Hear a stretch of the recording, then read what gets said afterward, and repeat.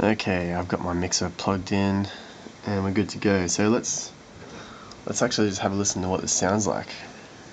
First up, let's play this tune in internal mode.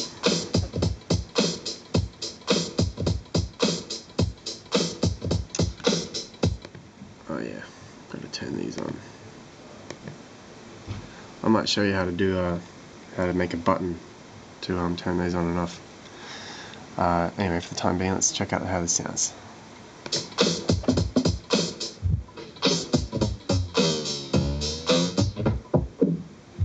Yeah, okay, so that LFO is like really full on. You can't even hear anything in this top corner here. And then the phaser is just ridiculous. So what we need to do is we need to tone it back a bit. And how you do that, you don't use Serato, you actually use OSCulator here. So over here in the corner there's this little button, and click that and it flips over the page and you've got some more options here. And we're going to focus on the out minimum and out maximum numbers. And so the maximum is 127, and that will correspond with moving this knob, this depth knob, all the way up to 100%. So if we sort of just turn that back to say 90, then we'll probably get like 80% or something like that on the depth knob. And we'll do the same for, so that's 0, I believe that's the LFO, sorry, the low pass filter. And we'll turn this back to just 100, and that'll be the phaser. So let's give that a go here. So I'll move this all the way to the right, and we've got a 70%, and that one all the way down we've got 78%. So that should sound pretty good. Let's give it a go. Won't be as full on this time. So see, I'm right in the corner, but you can still kind of hear the tune.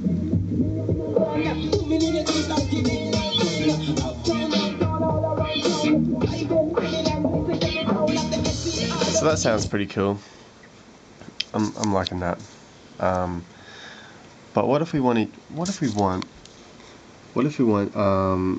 this other one to go as well? How do we get that one to go as well? So let's make this one say a I don't know, crusher.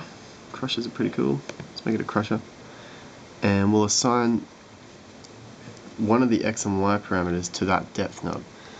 But how do we do that when we've only got only two to assign? And the answer's simple. Just copy it and paste it. You can go to edit, duplicate, or just press Apple D, but that'll just duplicate the signal. So now you've got 2. Flip the page back over, and you'll have to assign this to a different value, but it'll be the same. It's kind of hard to follow, but it'll be the same movement, but it's a different value, and therefore having a different value, you can assign it to something else in Serato. So if we turn everything off except for that one we just copied, value 3, come back to Serato, turn the MIDI on, and click the depth, do some stuff here. Booyah, that's assigned to 3. Yep, beautiful. Click that on. Oh, sorry, turn the MIDI off. Click it on, and let's see what happens now.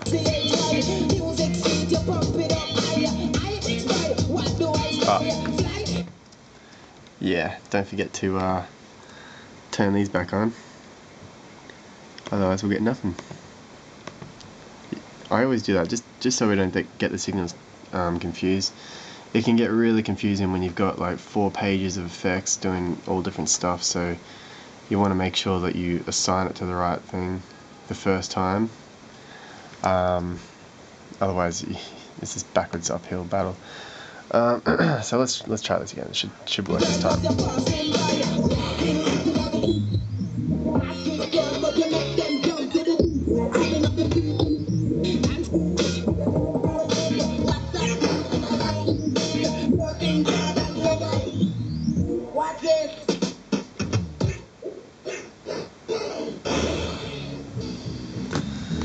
So that sounds pretty cool, eh?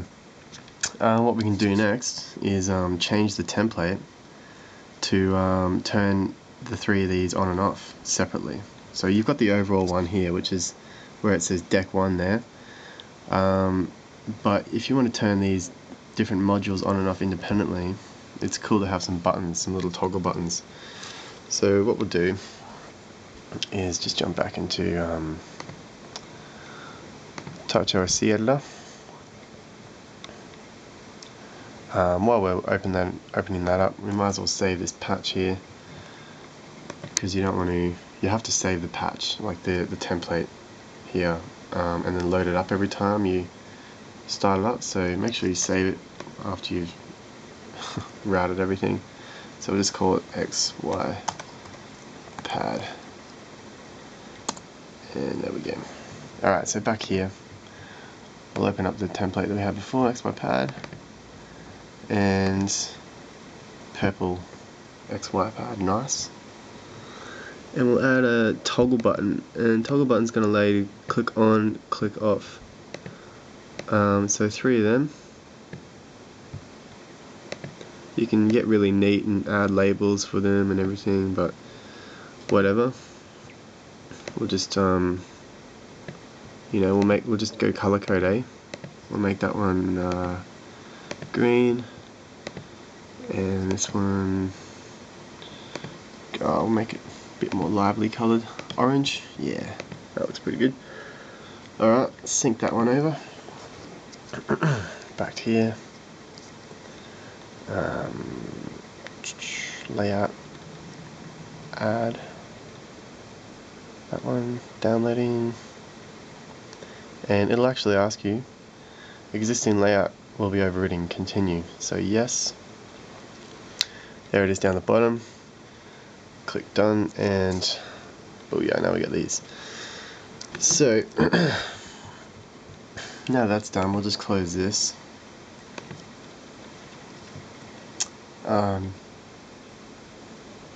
Oh yeah, we better save that. Okay, save. And going back to OSCulator, I'm just going to press these 3 buttons, and then the signals will come up in OSCulator. There you go, toggle 1, toggle 2, toggle 3. Now in this instance, you don't want to be using the Z's, so just delete them out of there. They're going to come back, but just for the time being, to make it less confusing. So make all these MIDI CC, give them a value, just go like 4, 5, 6.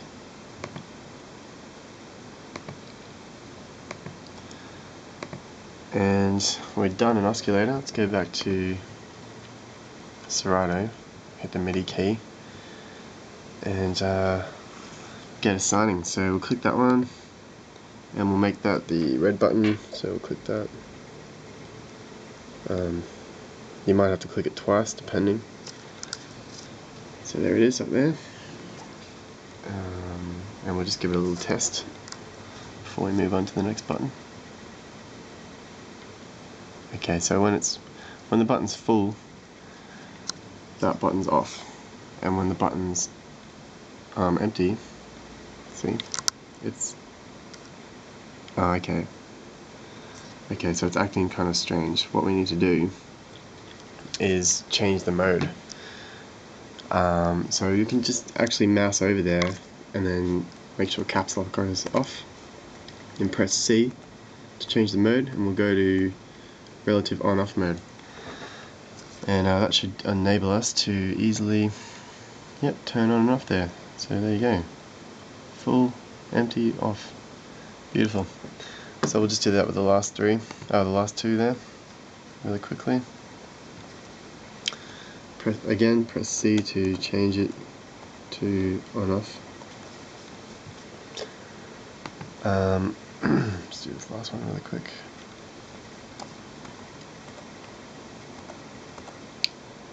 And there you have it. So take MIDI off, give it a play, see what it sounds like. So I might turn the flanger off and just have the low pass and just have the crusher going. Now I want the crusher off and the flanger on. Now I just want the low pass now.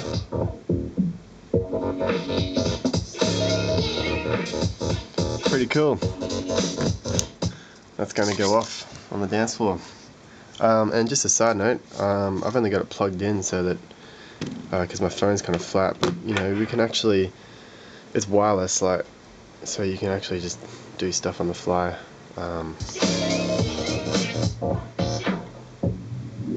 Without having to rely on any wires or anything. It can be pretty sweet for people who own iPads as well, because they're bigger and you can fit more controls. Like this screen, I mean, you can jam a bunch of stuff on there, but when you're half pissed on the dance floor with a bunch of people, you know, it's kind of tricky to press the right button. So just my advice would be keep it simple. You can use the pages at the top here if I'll just show you that really quick actually. If we just go back to the Touch OSC Editor, you can actually just right click up the top here and add a page, and then you can flip between the pages. You can add as many pages as you like. So for example, you could have, you know, sampler on here, you can have your effects for the deck on the left and the effects for the deck on the right, and really the possibilities are limitless. So just nerd out for a few hours and set up a patch and try it on the weekend, and I think you'll find after you try it out a few times you'll you know, you'll think of more ideas on how to use it and refine your patch, and you know, just keep saving it. And yeah, so that's pretty much my tutorial. If you've got any questions, head on over to my website, evanproductions.com, or just give us an email. My email's on my website, so just hit up my website and you can contact me, and I'll be happy to answer any questions. But again, props to my man J-Pod from Canada, the Beat Chief, for showing me how to do this in the first place. So peace out.